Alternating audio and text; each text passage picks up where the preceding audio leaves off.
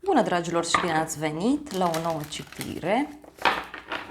De această dată te invit la o citire generală, în cadrul căreia vreau să analizez relația dintre tine și o anumită persoană sau relația dintre tine și ceilalți la modul general vorbind. Cum este în prezent, ce urmează în următoarele 24 de ore, ok, și ce urmează în viitorul puțin mai îndepărtat. Deja au ieșit două mesaje foarte importante, fii atent, 6, da? Arcana majoră numărul 6, îndrăgostiții, și cavalerul de cupe. Este clar aici o invitație pe care o primești de la o persoană dragă ție. Dacă te afli deja într-o poveste de iubire, aici văd clar o întâlnire între voi doi, o întâlnire romantică, frumoasă. Văd foarte multă pasiune, foarte multă atracție în această relație. Pentru unii văd o conexiune cu zodia Gemeni, da? În unele cazuri. Cineva îți face o invitație la o seară romantică, poate. Hai să vedem. Și ce urmează să se întâmple. Pentru că până aici lucrurile sunt foarte bune. Dacă ești o persoană singură, foarte mari șanse sunt să apară cineva în viața ta. Văd aici un adevăr care a ieșit la suprafață sau un adevăr care urmează să iasă la suprafață. Cineva e ca și cum nu se poate abține, da? Și îți dă mesaj, te sună, vorbește cu tine, vrea să vă întâlniți, vrea să aveți parte de un moment frumos. Și văd aici o decizie importantă în urma unui turn. Poate chiar ai aflat niște secrete și apoi ai luat o decizie. Da? Ai luat o decizie. Bun, hai să vedem situația în care te afli. Și avem arcana majoră, diavolul, o conexiune cu un capricorn.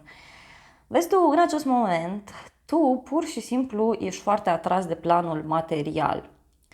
Te organizezi foarte bine, ești pasionat de ceva anume, de cineva anume. Cealaltă persoană, 6 de cupe. Aici văd o persoană foarte copilăroasă, foarte dulce, iubitoare. Mai văd și o conexiune cu un suflet pereche sau cu o persoană din trecut.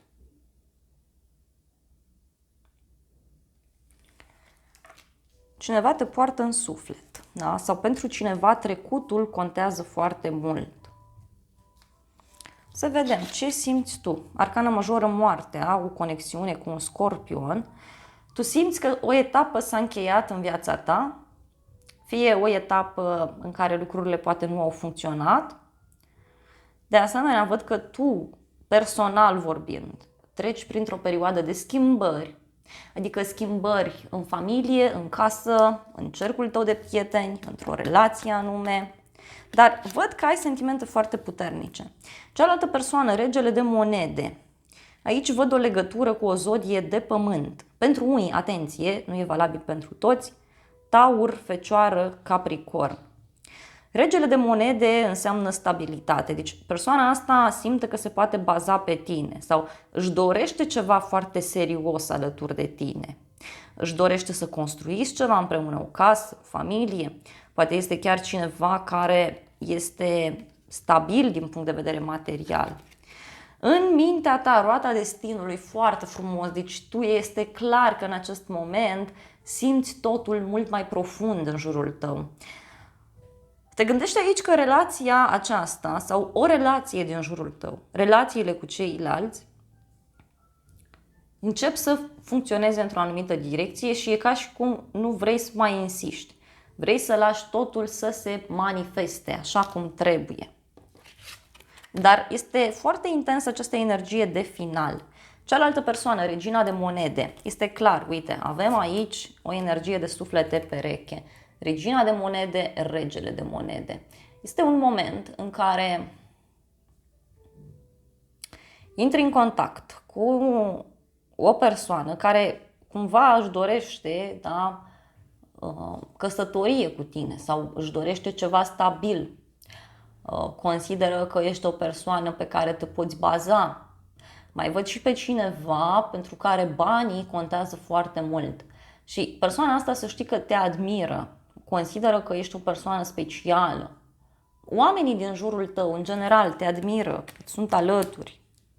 Să vedem ce urmează aici. Avem 9 de cupe, foarte frumos, o bucurie foarte mare pe care tu o ai împreună cu cineva. Văd multă pace, multă liniște în această perioadă.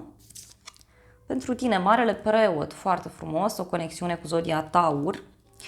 E ca și cum în acest moment, da, tu treci printr-o perioadă de schimbări, simți că ceva se schimbă, simți că ceva se transformă și uite că foarte rapid aici mie mi-apare fie o discuție privind o relație serioasă, poate chiar o discuție sinceră pe care tu o vei avea cu cineva, iar cealaltă persoană judecata, deci aici cineva va dori să te revadă. Te revezi cu un prieten, cu persoana iubită, cineva îți scrie. Pentru că aici e clar că dacă ești despărțit sau dacă v-ați despărțit de curând, persoana asta se gândește foarte serios să-ți scrie, să-ți ofere un mesaj, să comunice cu tine. Apoi, 4 de spade în inima ta, văd foarte multă relaxare, pace în viitorul apropiat. Poate chiar îți vei dori un moment de relaxare, un moment plăcut, alături de persoanele dragi ție. Apoi, ce simte cealaltă persoană? Regina de bâte. O conexiune cu o zodie de foc aici, leu, berbec, săgetător. În cadrul acestei întâlniri sau în cadrul acestei discuții, persoana asta va avea foarte multă speranță în ceea ce te privește. Va face glume, va dori să faceți tot felul de activități împreună, va dori să vă bucurați de viață unul alături de celălalt. Și poate chiar este o persoană aici care îți dă o veste care pe tine te bucură foarte, foarte mult. Hai să vedem în continuare ce vei gândi tu. 9 de monede. Deci întâlnirea asta sau situația asta ție îți va oferi multă liniște, îți va oferi foarte multă încredere în tine. Te simți sigur pe tine aici, văd. Dacă aștepți o sumă de bani, să știi că aceasta îți intră. Cealaltă persoană, nebunul, wow. Dacă ești o persoană singură, să știi că sunt foarte mari șanse să apară cineva, dar vezi tu, este o persoană non-conformistă, o persoană care iubește și pleacă sau o persoană care cândva în viața sa a avut o astfel de perioadă, că poate acum nu mai e așa.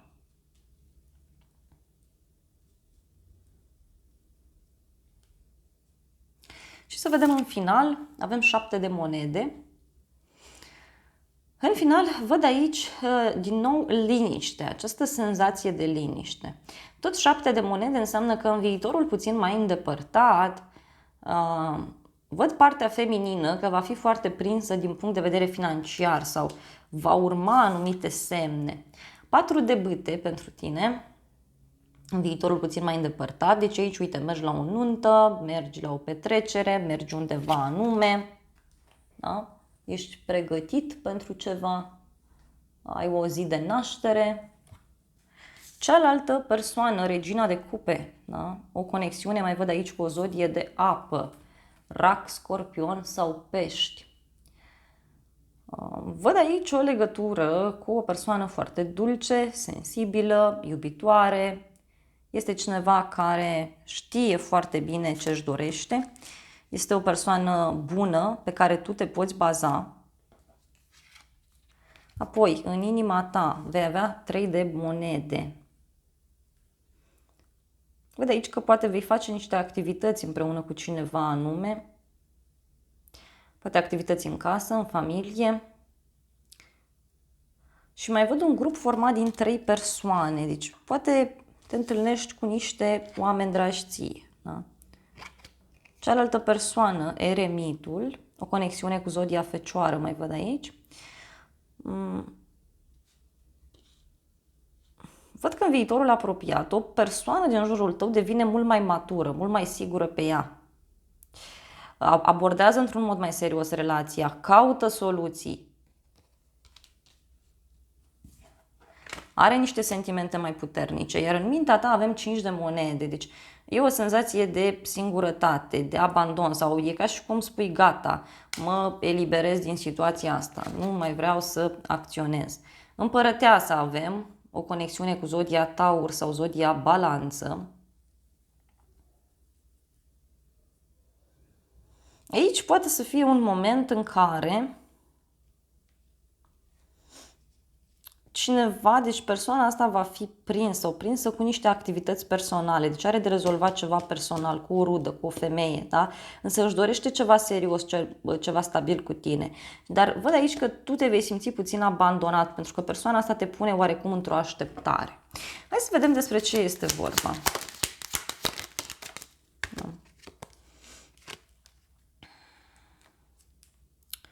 Are legătură cu faptul că e ca și cum cineva își aduce aminte de trecut.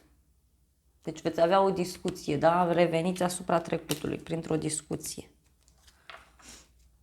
Hai să vedem 5 de monede. De ce vei gândi tu? Așa. 5 de monede. Deci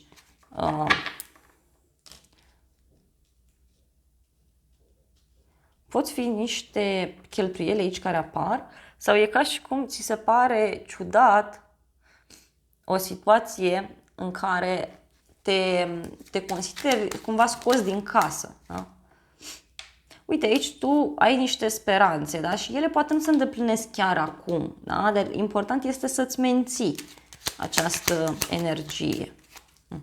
Pentru că e clar aici, uite, e cineva care își dorește ceva serios cu tine, ceva stabil.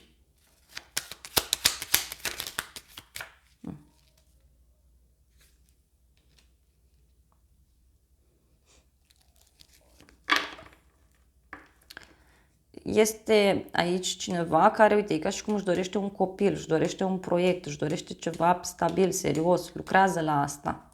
Da? Poate să fie aici și, să spun, un moment în care te simți obosit sau un moment în care nu te simți bine, deci nu e neapărat ceva negativ pentru tine. Da? Însă, eu văd clar că cei care vă aflați într-o situație poate de triunghi amoros sau o situație indecisă în dragoste, aici să știți că lucrurile se rezolvă foarte curând. Să vedem un sfat din partea îngerilor. Wow! Îngerii îți spun să rămâi optimist, exact ce discutam și eu mai devreme. Să gândești pozitiv, să ai credință, să ai încredere în tine în primul rând. Și mai avem două mesaje importante din partea îngerilor. Primul este să îți explorezi acele sentimente pe care le ai. Da? Și mai avem un mesaj că cineva trebuie să renunțe la o fostă relație. A venit timpul să cureți energia ta.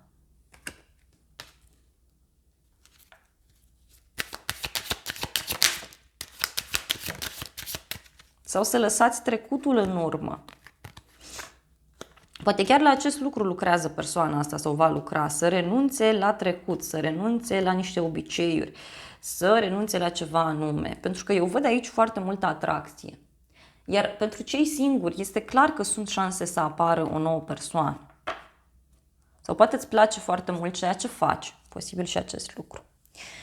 Un ultim mesaj voi cere din partea acestui oracol. Wow, și-au ieșit două mesaje. Primul este o călătorie îndepărtată, un final și un nou început, simt eu să transmit. Și are legătură cu o persoană foarte puternică.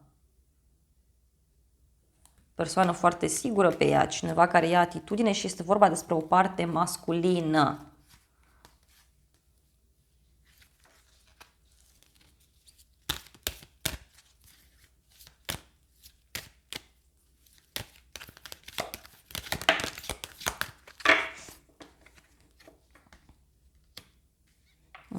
Deci, printr-un drum sau prin această persoană se deblochează un anumit lucru foarte curând pentru tine.